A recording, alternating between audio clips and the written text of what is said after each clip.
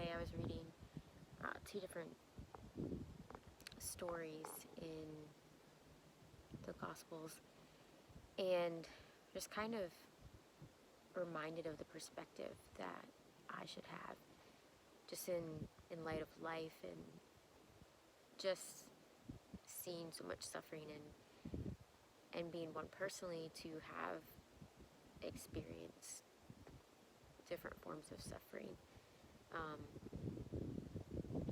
having witnessed so many different things like abuse, sexual abuse, the death of my mom, sickness of my sister, and now my brother. It's so easy to question God and ask, why is this happening? What did we do to deserve this? And there's a story in scripture of a beggar, and Jesus, or he was a blind man. Jesus goes to heal him, and the disciples say, Lord, who sinned, this man or his family, basically? And Jesus said, this man's condition isn't a result of sin that he or his family had done, but this was for the glory of God. And there's also a story of a man named Lazarus.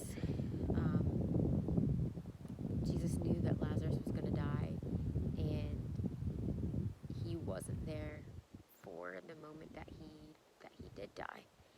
And when he came back,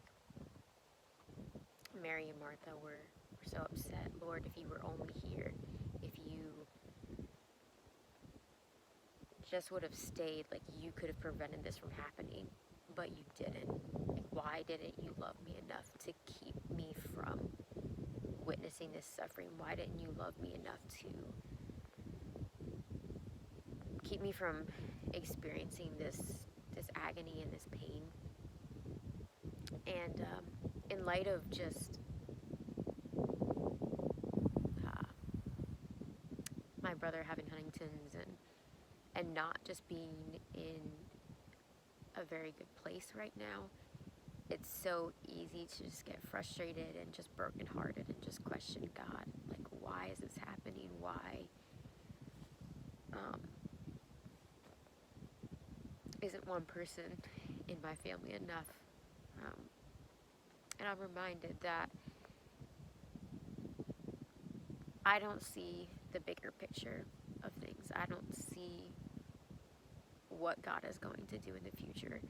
And if my brother and sister, through their sickness, can be tools to be used for God's glory, to be used to shine light and show others who Jesus is, that's so powerful.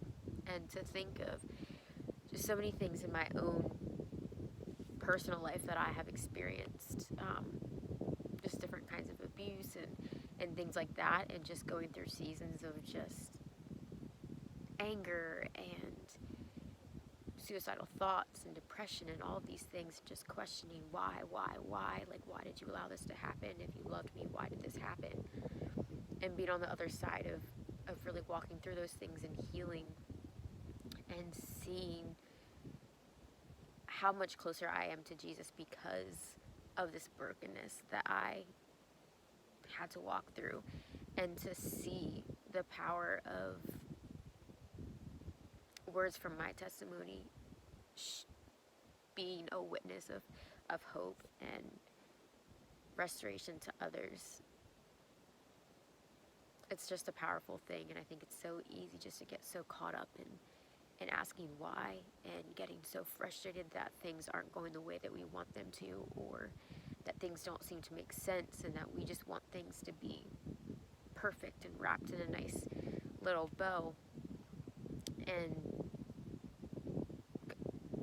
God's picture is so much bigger than us. God's purpose is there's so much bigger than we can see, and we have no idea the witness and the example that we're setting by just being steadfast in in our faith and just choosing, Lord, in the midst of not understanding, in the midst of this deep pain and this deep suffering and this deep questioning, I still choose to trust you. I still choose joy. I still choose hope.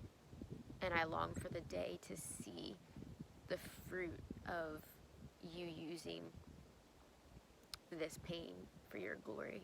I long to see the fruit of you bringing to fruition why this is even happening right now.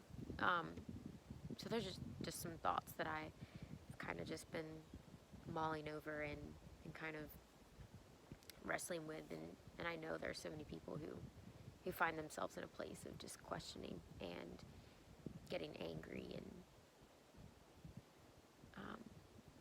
just upset, and I've been there. But reading those two stories was just a reminder, like, Jesus could have been there. He could have prevented Lazarus from dying, but because of Lazarus' death, Jesus was able to be glorified, and Lazarus' death was now a witness of the power of God. So in the midst of the craziness and suffering of life and questions, God is in control, and there is a greater hope, and we can trust him.